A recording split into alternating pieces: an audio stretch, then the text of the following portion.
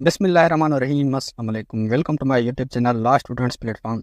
इस वीडियो में हम पढ़ेंगे कि वीटो पावर क्या है और डबल वीटो पावर क्या है, ये कैसे एक्सरसाइज किए जाते हैं अंडर इंटरनेशनल लॉ। ये इसकी आउटलाइन है। वीटो का मतलब क्या है? वीटो की मीनिंग है टू रिफ्यूज, टू रिजेक्ट, कि किसी भी चीज को रिजेक्ट करना, रिजेक्ट करने का राइट। तो जो वीटो पावर है, यूनाइटेड नेशंस की जो सिक्योरिटी काउंसिल है, तो सिक्योरिटी काउंसिल में जो 5 परमानेंट मेंबर्स हैं, 5 परमानेंट मेंबर्स को वीटो पावर दिया गया है। किसी भी मैटर को वो रिजेक्ट कर सकते हैं। वो 5 परमानेंट मेंबर्स कौन से हैं? US, UK, China, Russia and France. तो ये 5 परमानेंट मेंबर्स हैं सिक्योरिटी काउंसिल के, जो कि किसी भी सब्सटेंशियल मैटर पे एग्री नहीं हो सकते अपना वीटो पावर एक्सरसाइज करते हुए। एक होता है सिंगल वीटो, एक होता है डबल वीटो। इसको समझने से पहले आप ये समझो कि सिक्योरिटी काउंसिल में जो मैटर्स होते हैं वो 2 टाइप्स के होते हैं। एक चीज, सिक्योरिटी काउंसिल में टोटल 15 मेंबर्स होते हैं, 5 परमानेंट मेंबर्स जो अभी मैंने आपको बताए, और 10 नॉन परमानेंट मेंबर्स होते हैं जिनको 2 साल के लिए इलेक्ट किया जाता है। अब एक होते हैं प्रोसीजरल मैटर्स, या आप नॉन सब्सटेंशियल मैटर्स कह सकते हो।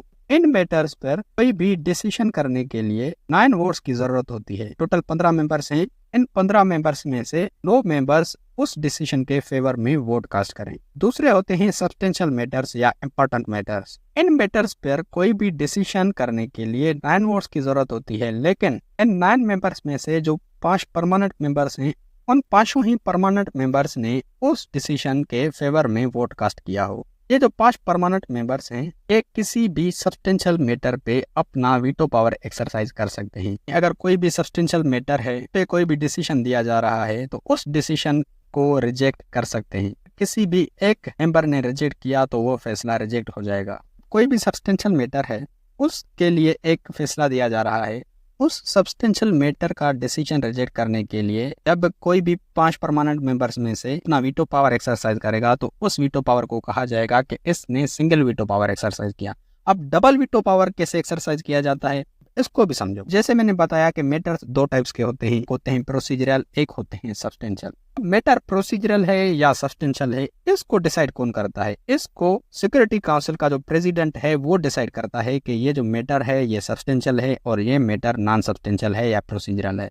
अगर प्रेसिडेंट कह देता है कि ये मैटर नॉन सब्सटेंशियल है, यानी 5 परमानेंट जो मेंबर्स हैं वो वीटो पावर एक्सरसाइज नहीं कर सकते, इस सिचुएशन में ये जो 5 परमानेंट मेंबर्स हैं, ये प्रेसिडेंट की इस बात पे अपना वीटो पावर एक्सरसाइज करते हैं। तो इसने कहा कि ये मैटर नॉन सब्सटेंशियल है। प्रेसिडेंट की इस बात को रिजेक्ट करते हैं कि प्रेसिडेंट ने ये जो कहा है ये मैटर नॉन सब्सटेंशियल है, हम इसको रिजेक्ट करते हैं। कि उन्होंने रिजेक्ट किया तो उन्होंने सिंगल वीटो पावर एक्सरसाइज किया। अब उन्होंने रिजेक्ट किया तो वो नॉन सब्सटेंशियल मैटर सब्सटेंशियल बन गया।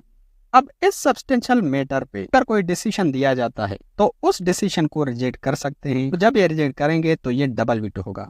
तो एक वीटो इन्होंने तब इस्तेमाल किया जब प्रेसिडेंट ने कहा कि ये मैटर नॉन सब्सटेंशियल है, तो उन्होंने उसकी बात को रिजेक्ट किया। उन्होंने सिंगल वीटो पावर एक्सरसाइज किया, उसकी बात को रिजेक्ट किया तो वो मैटर सब्सटेंशियल बन गया। अब सब्सटेंशियल मैटर पे उन्होंने पावर एक्सरसाइज किया और इस सब्सटेंशियल मैटर पे कोई भी अगर फैसला दिया गया उसको रिजेक्ट किया, तो यानी उन्होंने डबल वीटो पावर एक्सरसाइज किया।